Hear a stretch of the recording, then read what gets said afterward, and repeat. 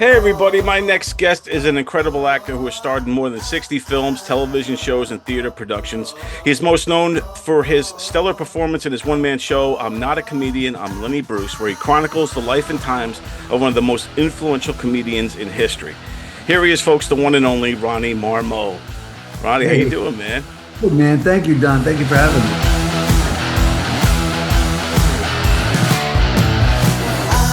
Dude, I'm so honored that you did this because I know you've been out and about and doing this Lenny Bruce one man show for years. I know it's something that's near and dear to you.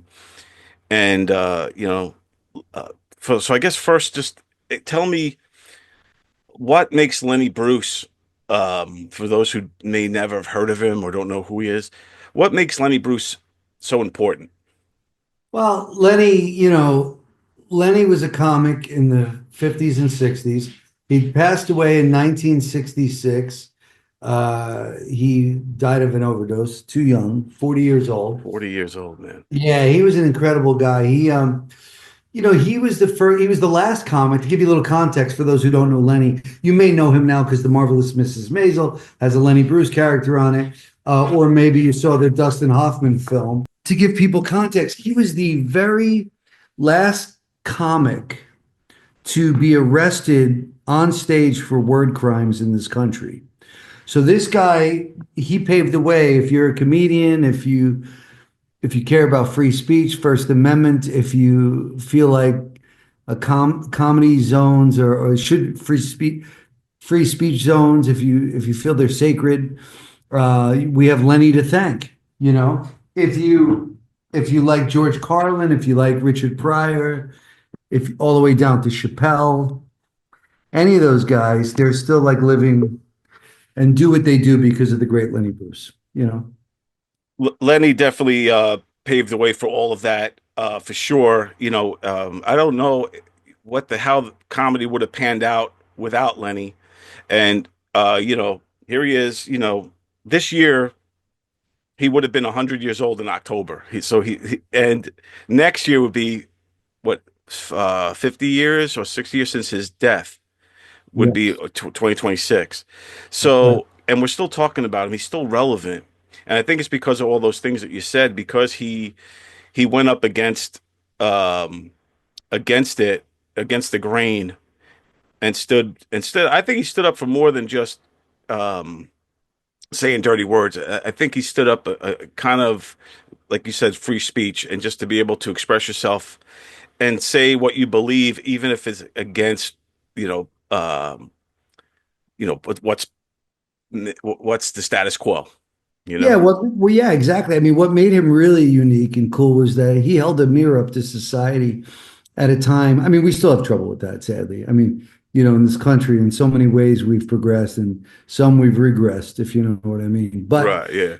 but he held a mirror up to society and talked about taboo subjects, things that people didn't want to touch. So they said he was obscene and busted him for words. But I really think it was so much more than that. I just think they were threatened by him, and he was very, he's in many cases was the smartest guy in the room, and that scared people because his jokes were not obscene. Many of them were just silly and ridiculous. Yeah. And he was like almost like a philosopher, and in some regards, like I one of my favorite Lenny bits, and is when he talks about that the words are harmless. It's the power you give the word. And then he goes on to do the blah blah. When do you get your blah blah? And and I do that in the show. How many men in this room have ever had their blah blah? Come on, put them up. Okay, keep them up there. Keep them up. I do that bit in the show. It brings the house down. People love it. In fact, I always think like when I do that bit, because I do it probably the show's 90 minutes. I probably do that bit somewhere around minute 20. And so I usually don't feel like I mean, I always feel like I have them, but there's a new level. Well, because what I do is I turn the lights on like he used to, and I go in the audience and just start destroying people. And I leave, that's the only spot in the whole show that I leave room for improv. but the blah blah bit everybody loved. So that's one of my favorites as well. And that just shows you how smart he was, because what he was doing was he was replacing the word he wasn't allowed to say with the word blah blah, because the cops were surrounding him in the comedy club. And so he would replace the word, I don't know if we could curse on Yeah, you here, could cut. but Yeah, sure. uh, so he replaced the word cocksucker with blah blah blah. And so he knew that once he said it, he was going to get arrested. So he had these cops on a string, and everybody knew what he was talking about, and they couldn't do anything. And then at the end of the night, he would say the word, and then they take him to jail. You know, That's what I loved about him, because he kind of outsmarted them by just show and also proving a point about the words don't really, it's the crime or whatever, the power isn't in the word itself, the power is in what you give the word. And when he said, hey, have you got your blah blah, it's in the and intention. The power's in the intention of the word. What do you want to do with this word? It's not the word itself. so he You, went on to have one of his dirtiest sets, so he says, right? And they couldn't even arrest him for it because he didn't curse.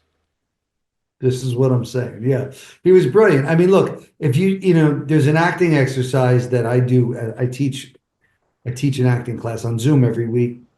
And there's an acting exercise we'll do, and it's basically like what you're saying. It's like if I say pass the salt to you, I could say that 1,000 different ways.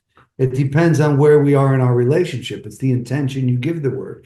Pass the salt is not dirty, or it's not obscene, or it's not angry, or it's not jealous, it's not frustrated, it's not any of those things until you put that in to the words. And so that was Lenny's whole shtick. It's like there are no dirty words, just dirty minds. That's what he said. Yeah, I couldn't believe it. There was a guy up on the stage in front of women in a mixed audience saying blah, blah, blah. The judge, this I never heard, blah, blah, blah. Said blah, blah, blah. He said blah, blah, blah. I'm not going to lie to you. It's in the minutes. I'm not going to lie to you. Then I dug something. They sort of like saying blah, blah, blah. Because they said it a few extra times. That is so awesome, and that's some of the stuff that makes me love Lenny so much, is that and it transcends through, it past the jokes itself. It's into the psyche, like you said, holding up the mirror. Um, I love that. I love that Lenny shirt, man. Let me see it. What is it? yeah, so it's Lenny, and it's just like a headshot of Lenny performing, I think. So I don't know if you can Oh with this yeah. the way the camera is, Oh, I see it. I got it. but It's yeah, good. I like it. Oh, yeah, oh, boy. I love Lenny. Um, Long Island guy, Belmore. Oh, that's where he's from. That's where he grew up. Yeah, yeah. So I'm from Brentwood. But he's a Long Island dude from Belmore, but I think he's might be more. I feel like he's more known as a San Francisco comic. Will you tell me, like, what do you think Yeah, I mean, he was born in Brooklyn, raised on Long Island, but maybe because San Francisco was the last city that really would employ him in the whole world. They would give him work. And in fact, I'm playing my next gig for the show is the end of the month. I'm playing up in Palo Alto, which is right outside of San Francisco. So I'm excited to do the show up there. And in some ways, I feel like I can't wait to play in San Francisco, but in some ways, I feel like I'm going up there and doing this uh, on Lenny's behalf. You know what I mean? In some ways. So I always feel that way, every city I play, but San Francisco was special to him, and he appreciated that, you know. when did you first get interested in Lenny Bruce, and when did you kind of get the calling, so to speak, to kind of go in and full on embrace him? Right, you wrote this one man play. You were like went full on into it. To tell me how it all started. About God, it's got to be 2006. It's got to be almost 18 years ago. I want to look into that and figure it out. But about 18 years ago, I was out to lunch with a few friends. Are you a comic yourself? I I was a comedian at one point, but I was I kind of just went. I started becoming more of a journalist for it, trying to write books about comedy and I wrote for magazines and things like that. Yeah. Well, there's a couple of great comics. You might know their names. Charlie Brill. It was Brill and McCall were a comedy team. Jack Burns, Burns and Carlin, Burns. Yeah. those are friends of mine. Jack passed away a few years ago now, but Jack Burns, Charlie Brill, Bob Goldway. Oh We, yeah. we would have lunch every week. I'd hang out with these guys. And one day Charlie said to me, I was like the kid to these guys.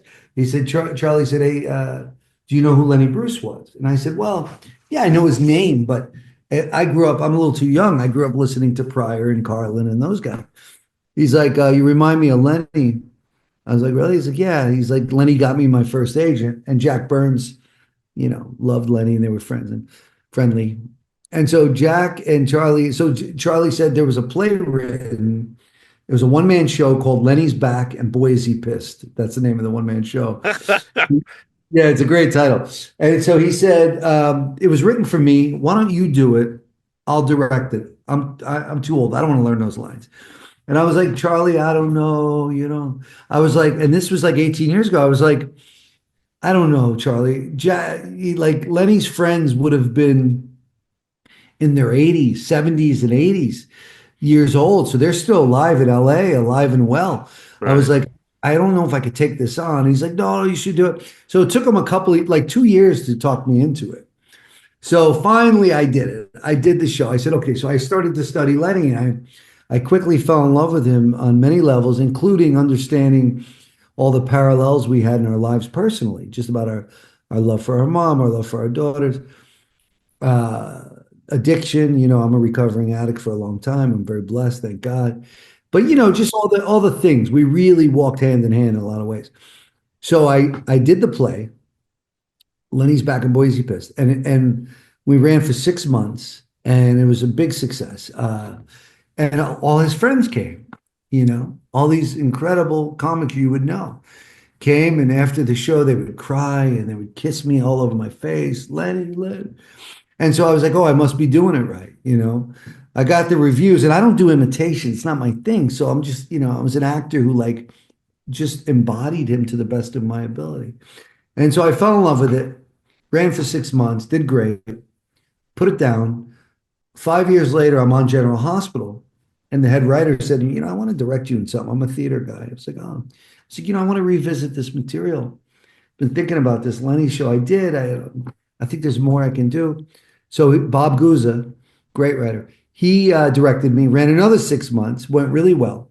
And then one day I woke up and I said to myself, I think there's so much of the story not being told because we didn't have the rights to the material. We were just like talking about the bits, doing some comedy, but it wasn't exactly Lenny's. It was like his view of what the world, it was, I said, I want to tell Lenny's story like verbatim with the material and the bits. So I went out on my own, and it took me 5 years to get the rights and to write the play. And now I do the bits and I do the material, and I'm very close with Kitty Bruce's daughter, and she's really anointed me, and so Wow. I fell in love with it. So that was 7 years ago that we opened this play called I'm Not a Comedian, I'm Lenny Bruce. And that was 7 years ago. And I just performed my 452nd performance. So Wow. it's been running a while. So you asked, that was is a little long-winded, but that's how this all happened. He's considered the most controversial comedian of all time. Will Elizabeth Taylor become bar mitzvahed? Now, Joe Mantegna's directing a play about him, I Am Not a Comedian, I'm Lenny Bruce, at Theater 68 in LA. Actor Ronnie Marmo as Lenny. Then I got arrested in San Francisco for saying, no, I'm not going to say it. I'm not going to repeat that 10-letter hyphenated word.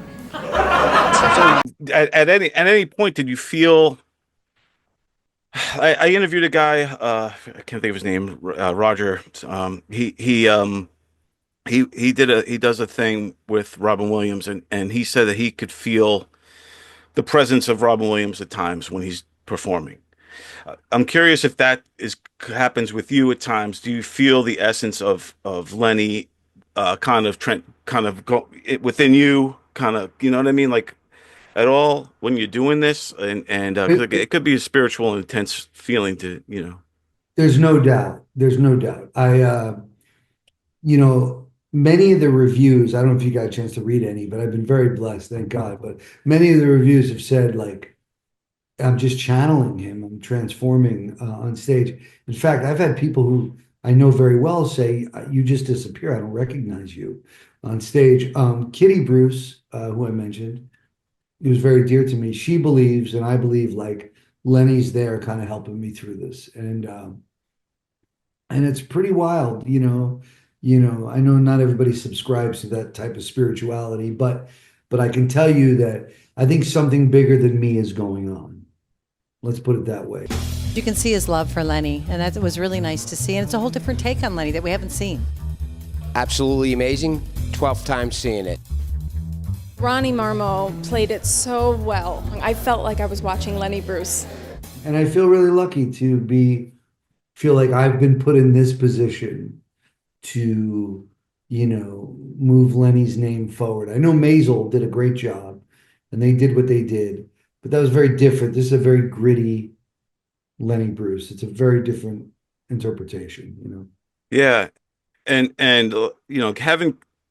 Kitty, having Kitty Bruce, Lenny's daughter, kind of supporting your efforts and taking you in like that, and getting her blessing. That's like huge. Once you get the embrace of the family, like how Yeah. did so, and I know that I've heard that Kitty has kind of let you in and kind of archives through some of the Lenny archives and things like that. And I'm just kind of just take me through your relationship with Kitty and what that's been like. I mean, that's amazing.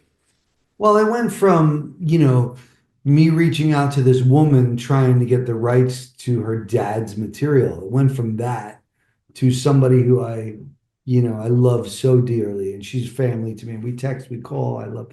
And so it's been a wild ride, many people have done things on her dad's life. But I feel like getting the blessing from her, I don't know if you saw the quote, but she said it's the best betrayal of her father she's ever seen. And Yeah, that, like, to me, it's like, I'm always grateful to get great reviews, but like, that's the only review that really matters. Like, how do you play somebody's dad, it's pretty wild. So it's been a wonderful ride. I mean, she's very dear to me, and, I consider her family, and I feel like in a lot of ways, not to get too hokey, it's like I feel like I'm here trying to represent something that, for her dad, something that maybe he didn't get to do and say or articulate so clearly at the time he was here. yeah, yeah. Right on, man. I believe that. I think it gets heavy, and like I said, when you get that deep in and you feel like you're channeling that person, and you like, I just think it's cathartic on many levels for everyone. I think, especially for her too. Um, It took her a year to see it, and when she finally came, she came to LA. She lives in Pennsylvania. She came, she sat in the front row, which I was like, oh my God, Kitty's right in the front row. Sat in the front row, and Joe Mantegna, my incredible director, yes, held her hand the whole show. And it was pretty wild, and we shared an embrace after the show, a hug that was very cathartic for both of us. And I feel like I was trying to do that on behalf of her dad. I feel like I was, it was pretty wild. It's pretty special to say the least. And as an actor, like, to get these opportunities don't come by that often, to do something that not only do you really care about, it turns out so does a lot of other people. And that's really rare as an actor to get that kind of opportunity. Ronnie Marmo found a character he so identifies with. He also finds himself in the same controversy that dogged the comedian in his I lifetime. promise continuity, I'll behave myself. I argue that Lenny Bruce has done the most for freedom of speech since the First Amendment was introduced to this country. and it matters. It matters for a lot of reasons that you're doing this. Not only for yourself and all of those kind of things that go along with it, or for his friends and the family, but also for, I think, for people, you kind of keeping the flame of Lenny alive and what he stood for, what he meant, and younger people that might not know who he is. are rediscovering him through you, or even if they see Maisel and then they're like, "Who's Lenny?" and then they see a one man show, and then, you know what I mean. It all kind of builds upon itself. But I think what you're doing is important in that regard, also. Thank you. Yeah, I agree. It's wild to see so many young people interested. I know Maisel had a lot to do with that. But it's really great. That show kind of made people aware of Lenny, and now they come to the one man show and really learn about the intricacies of his life, which I'm very proud of, and I love doing it. It's very demanding. It's a big show. Where do you live? Where do you live? I'm in Long Island. I'm out all the way out in Manorville, so I'm like right by Riverhead. I don't know if you're familiar with Long Island too much, but it's all the way out east. I'm like 20 minutes from Montauk. Oh, yeah. Well, I'd love you to see the show. Hopefully, we'll get it up somewhere near you, so you I'll can. travel to see you, man. I've been wanting to see your show for a while. Like, shout out to Mark Riccadonna. He turned me on to you a couple years ago, and I've been trying to get out there to see you because I'm obviously a huge Lenny Bruce fan. And then seeing your portrayal stuff I saw like on YouTube and some of the clips and things, I'm like, oh, man, this guy nailed it. Like, you know what I mean? So yeah, I've been definitely wanting to talk to you and have you on and see the show for a long time, man. Oh, So great, man. Well, here I am. Let's try to work that out. You got yeah, yeah. for sure, dude. Nice. One And thing I think, by the way, I love Mark Riccadonna. He's one of my favorite people. yeah, he's awesome, man. Shout out to Mark. He's the best, man. I know he's definitely watching this right now, and he's going to be loving it, man. So Yeah, shout out man. to Mark. He's a handsome, talented bastard. That guy. I love him. Welcome back to the Handsome Man The Podcast. Handsome Man Podcast, ladies and gentlemen.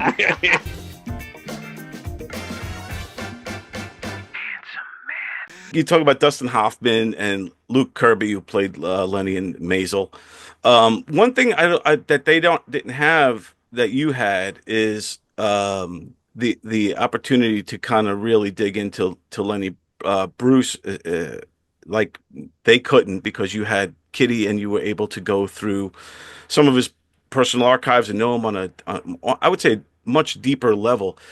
Is there anything while researching Lenny that surprised you that you weren't aware, like, oh, I didn't know Lenny, loved puppies or whatever, you know what I mean?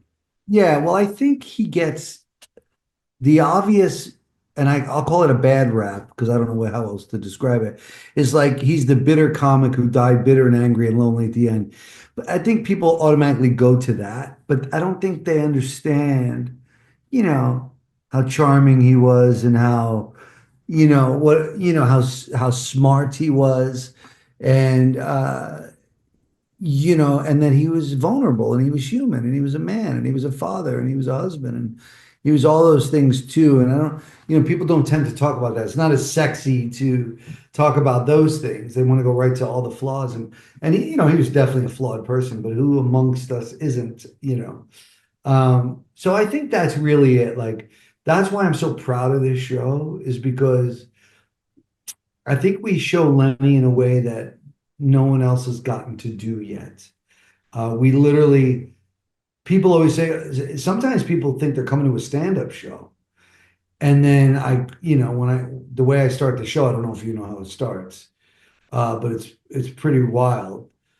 The first moment, do you know what I do? I'm aware. If you could just, I know how it starts, but tell everybody how it starts because I think. Well, I don't want to ruin it for people, but Oh, okay, yeah. No, it's okay. I start the play dead naked on the toilet, and the play doesn't let up for 90 minutes. And so people, when they come to see a stand-up show with their, when they bring out their, when the guy shows up because his wife bought 2 tickets to a comedy show, and then they see a dead naked guy on the toilet.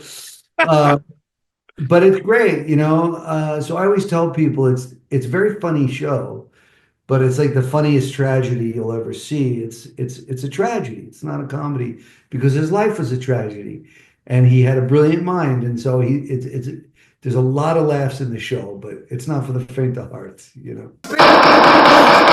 I've lost everything. Honey, Kitty, I'm bankrupt. Everything's gone.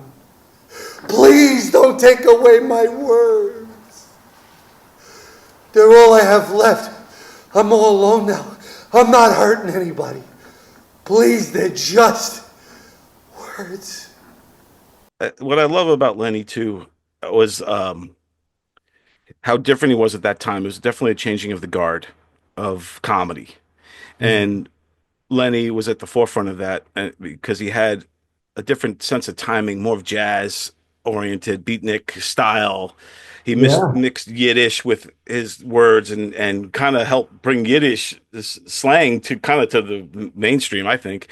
And then his honesty and his harsh truth and the shock and the language he chose to use to really emphasize things and get your attention. Um, yeah, I just think without Lenny Bruce, I don't know where our culture would be if you really think about it.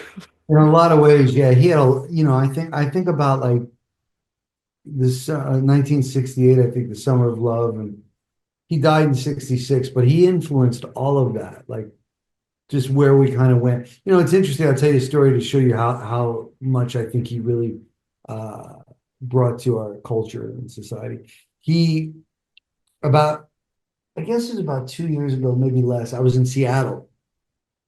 I went to a record shop, and I'm always looking at like Lenny Bruce albums, see if I could find any albums because I got a bunch here and we play records and stuff. So I was like, well, let me see if there's any records. So I go into this, right in Seattle down there in the main strip, and I go in there and I ask if they have any Lenny. I go through the comedians, and there's nothing in there.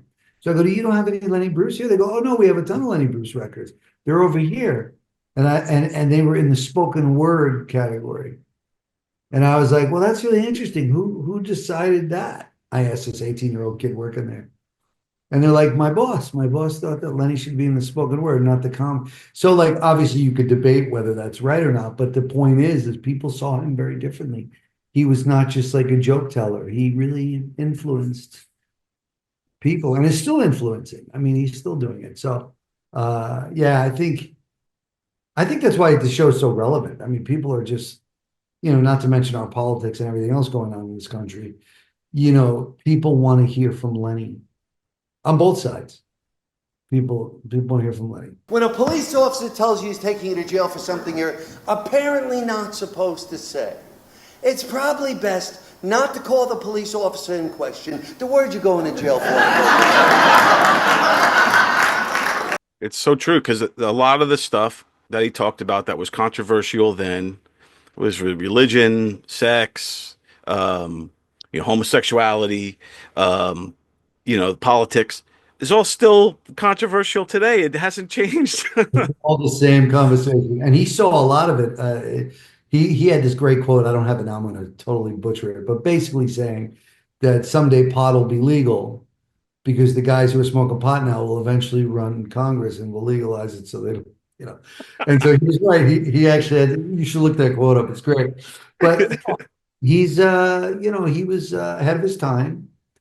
He wasn't afraid to tell the truth and talk about things. And sometimes he wasn't even completely taking a stand. He was just kind of bringing up the conversation, and people didn't want it. They're like status quo, especially the Catholic cops really gave him a beat in Chicago the first time he got arrested. They didn't like his bit Religions Incorporated. They thought it was offensive because he made the Pope Jewish. It was very fun. It was very funny. And today it's so silly, but to get arrested for that is crazy. It's crazy. All alone, all alone, like a near-sighted dog wears the bone.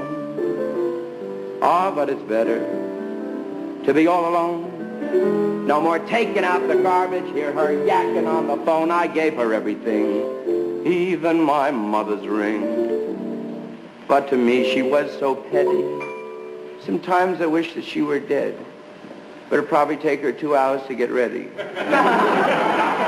To me, Lenny, I think was deep as well, and even like the song "All Alone." I don't know if you do that in your act.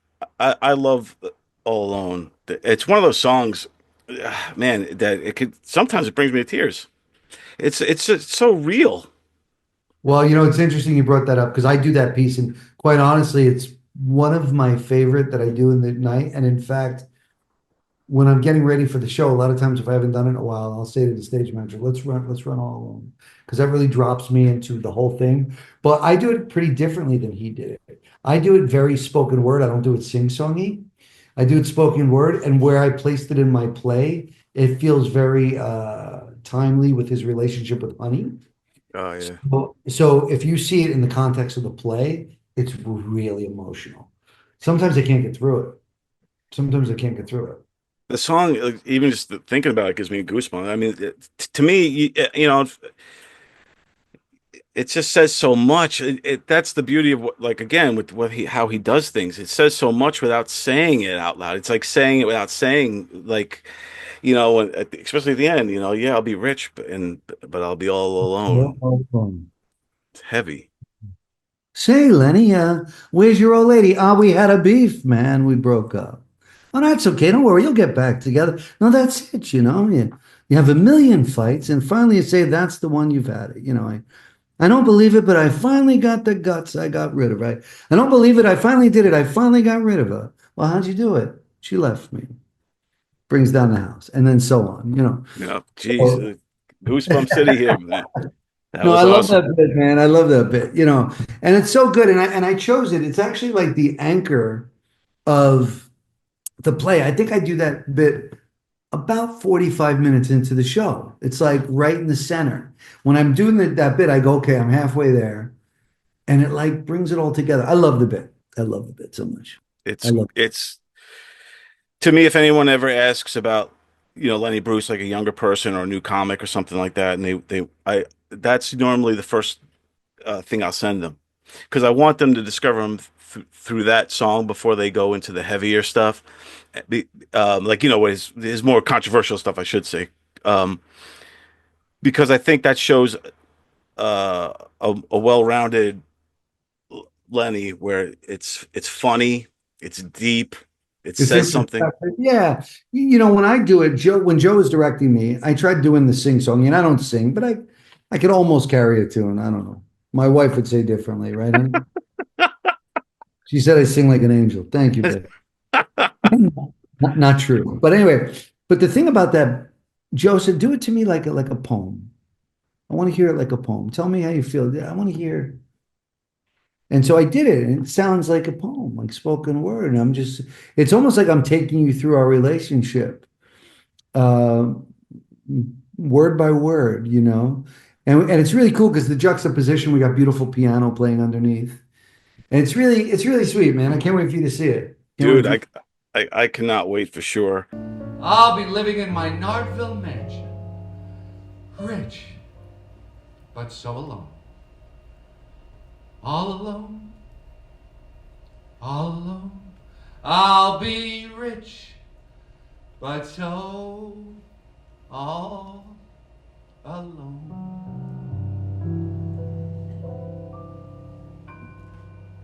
Like this, do you have a schedule people could check out and see where you're going to be I and all that? do, but more importantly, my wife what is this, a date with peanut butter? She took a date and she cut it out and filled it with peanut butter. Nice. That's healthy. That's a good I healthy snack right there. married the right woman. There you go. Um, I'm playing right now. We've got a couple of dates on the books and then a whole bunch of conversations happening. So we are definitely playing. If you go to the website, lennybruceonstage.com. No, is it? No, Lenny Bruce on stage, right? I don't even know my website. lennybruceonstage.com. And if you go there, you'll see right now we've got Palo Alto at the end of January. March 21st, we're doing La Mirada, which is out here. That's why I asked you where you live. It's 1,250 seats. It's a big house for this show. La Mirada, it's beautiful. And then is it June, honey? We're playing Olympia, Washington? End of June, Olympia, Washington. We're very close to locking in Eastern Illinois University, which is really intriguing and exciting to me because I want to start trying to book colleges because I realize with cancel culture and the woke culture, everyone's afraid of that. Right. And I want to run right towards it. I want to bring Lenny to colleges so they could have a discussion on Lenny. So I'm excited to say I'm going to play Eastern Illinois. And then we just have a bunch of other cities in the works. So just just stay tuned. The best thing people can do is really follow the socials. Lenny Bruce on stage, uh, for the Instagram and the Facebook and all this stuff. Because we put all this stuff out there and people could it'd be nice if they follow it, you know? That's awesome. How many times in your life are you walking around and you get in a situation? Hey, that date's pretty good. That Wow. looks good. I gotta try that. Holy shit, babe. Wow, you're really no, we're on another level now. You go with Shane Don? I was gonna say, how many times do you say to you, if you're in a situation, do you say, "What would Lenny do?" or "What? How would Lenny handle this?"